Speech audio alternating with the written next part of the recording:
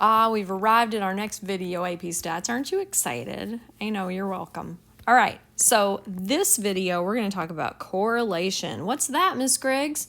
Well, it's got a variable letter, of course, that represents it, and it is R.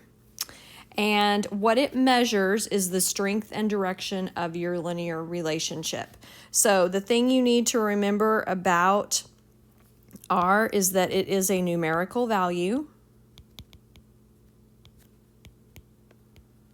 All right. It is always a decimal.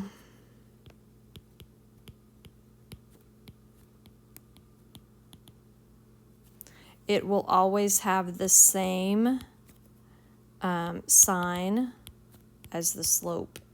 So if your slope is negative, it will be negative. If your slope is positive, it will be positive. Another thing you need to remember, and this is key because a lot of students just gloss over this and they don't pay attention, correlation has no units whatsoever. It is not measured in inches or feet or pounds or anything like that. It has no units for the reals. I'm not even kidding. All right, so let's talk about correlation facts. These are huge. They're so important. So I've already mentioned some of them just in that little bit that I wrote to you.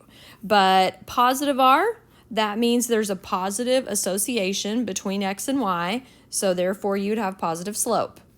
If it's negative, that means there's a negative association or relationship. That means you have a negative slope. R always falls between -1 and +1. It is always a decimal. If you ever write that R equals 3.4 or 7.8 or -12.6 or something like that, those are all wrong. Okay, it's always a decimal forever and ever and ever. The closer it is to -1, the stronger it is in the negative direction. The closer it is to 1, the stronger it is in the positive direction. A correlation of 1 means it's a perfectly straight line, all right? Just like this. In other words, all of your ordered pairs are right on that line, just like that. Okay, the closer it is to 0, the weaker the relationship is, all right? That is always the way this works.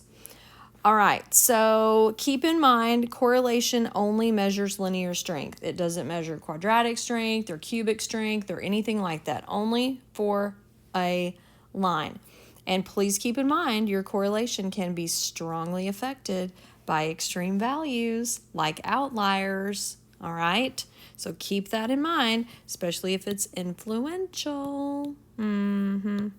Okay, so in a negative relationship, again, as R gets closer to -1, it's going to get stronger. As it gets closer to 0, it's going to get weaker. What does this look like, Miss Griggs? Well, if I had R equals -0.97, that means you have a very strong negative relationship. What if R equals +0.78? That means you have a strong positive relationship. Okay, what if R is -0.2? We have a negative weak relationship, all right? What if R is -0.45? Well, -0.45, it's on the weak side, but I would probably say there's a moderately weak or moderately strong negative relationship, something like that.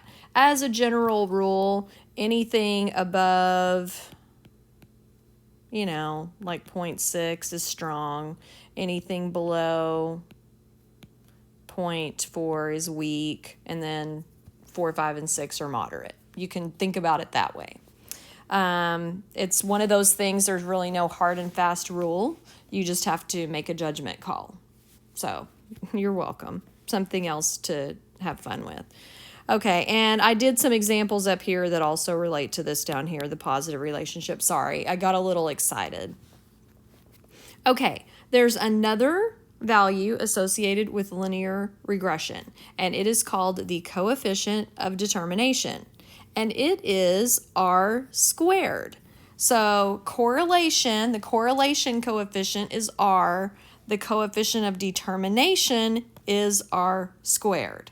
Yes, they have that relationship. If you have the coefficient of determination, r squared, and you want the correlation coefficient, take the square root. You got it. It's pretty cool.